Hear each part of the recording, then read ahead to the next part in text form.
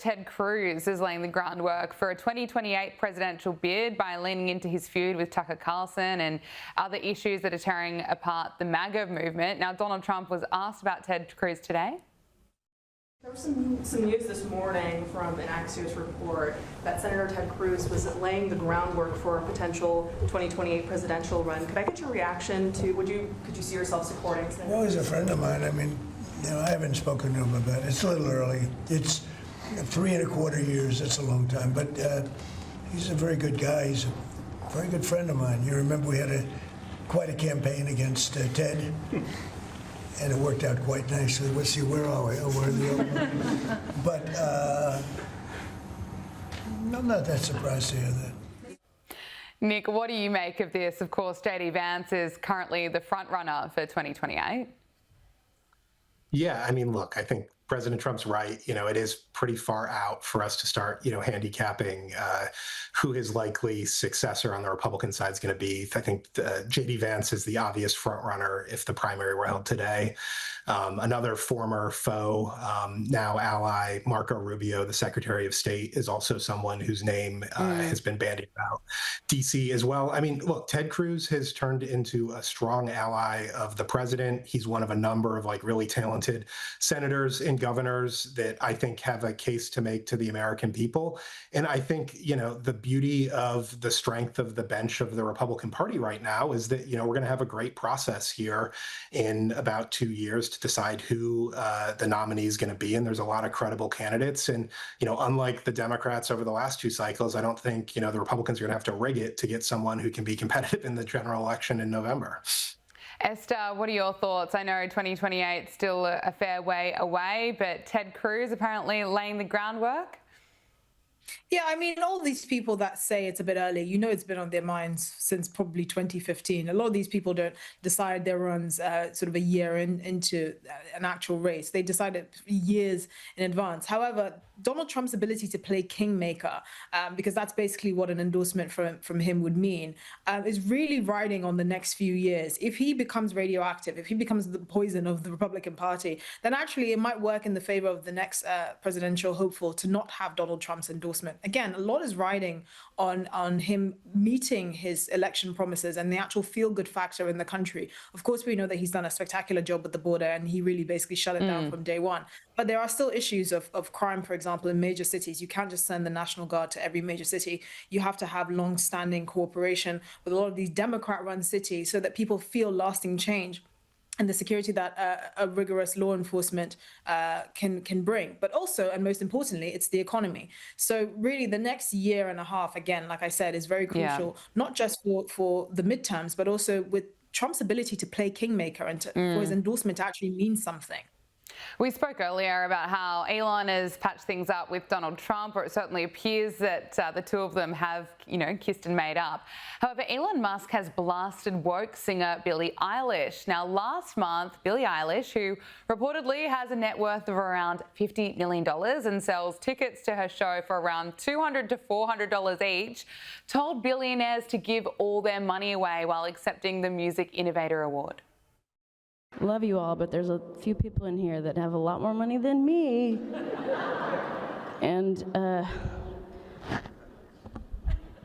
if you're a billionaire, why are you a billionaire? No hate, but yeah, give your money away, shorties. Love you guys. Thank you so much. Now, the celebrity said this as Mark Zuckerberg was reportedly in the room, and Billie Eilish has ramped up her attack on billionaires. Earlier this week, she posted a series of messages on Instagram appearing to really take aim at Elon Musk, of course, the wealthiest person in the world, accusing him of hoarding wealth and he should actually be using it to solve global problems. She claimed he could end world hunger, rebuild Gaza, XYZ. She continued, labeling him a pathetic coward. Now, Elon has hit right back, saying she's not the sharpest tool in the shed. Esther, I think it's quite astonishing hearing this from celebrities. I mean, Billie Eilish, if she wanted to, she could be making all her concerts free. She could be giving away all of her millions. Yes, a 23-year-old girl, singer, worth $50 million, who is making money off things like singing about birds of a feather, criticizing a man who has brought an infinite amount of wealth and job creation through his companies, and criticizing him for not giving all his wealth away is quite jarring. I imagine that thought process in her head probably looked like a monkey smashing two cymbals together and thinking that it was probably some great philosophical quote.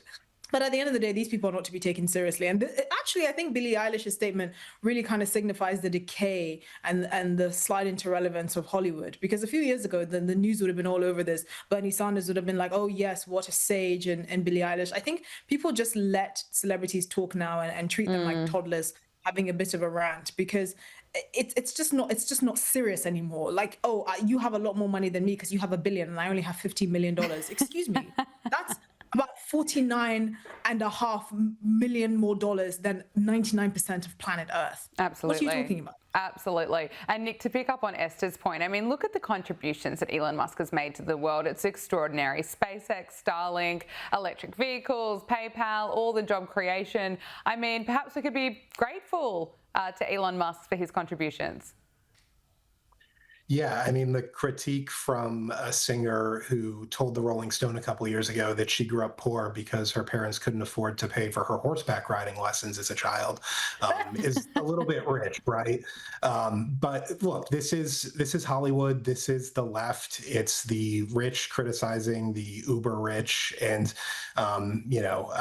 this conversation about wealth redistribution. I think what is kind of sad in all this is Nicki Minaj has announced. I'm sorry, not Nicki Minaj. Billie Eilish has announced that she is donating a significant amount of money that she's made off of this most recent tour to charity. Unfortunately, it's to climate justice and reducing carbon pollution. But she should go up there and make the case for why these charitable investments make sense. And if she were to go out there and lead from the front and really make a case for helping people, I think people would take her a lot more seriously. But no, it's got to be from the negative perspective of, the jilted 50 millionaire who didn't get horseback riding lessons as a child, not from the perspective of someone who's actually done something to help.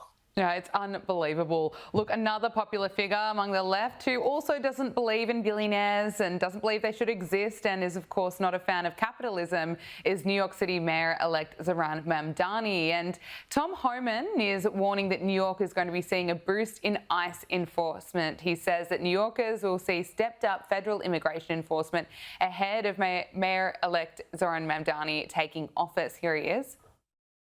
But New York City, I plan on being in New York City in the near future. We're going to do operations in New York City. We know in New York City, me and Mayor Adams at one point had an agreement to let ICE into Rikers Island so we can arrest the public safety threats and the safety and security of that facility, but the city council shut it down. So we're going to be coming to New York City. We're already there now. I mean, teams are there now. But we will increase the enforcement presence in New York City, again, because they're a sanctuary city, and we know we have an issue there with public safety threats hitting the street.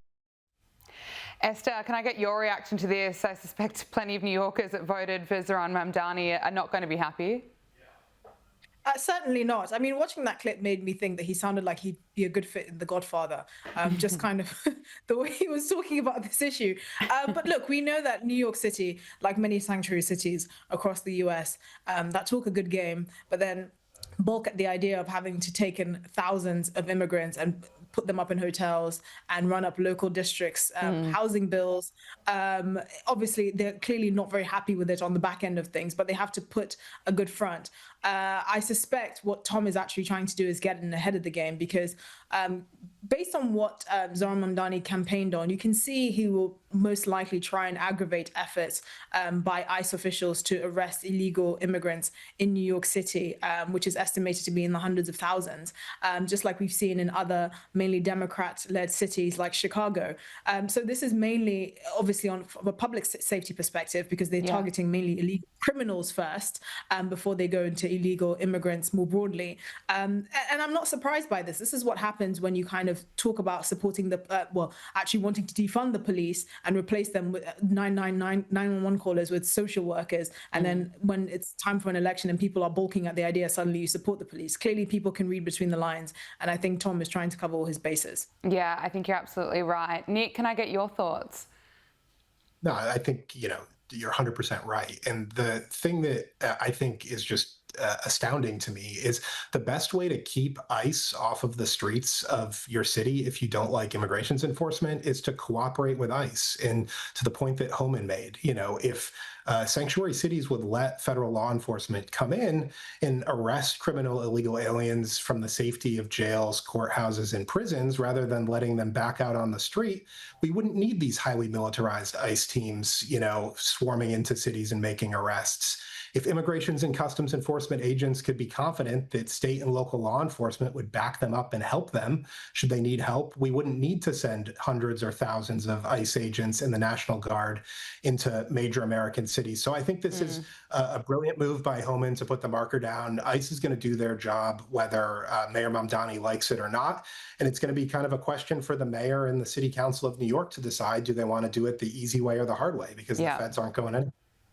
100%. Look, finally, Nicki Minaj, who's of course known for her rap music, turned heads at the United Nations. The superstar used her platform to call out the world's failure to defend religious liberty. She's now backing President Trump's efforts to address violence against Christians in Nigeria. Let's just take a listen to what she said.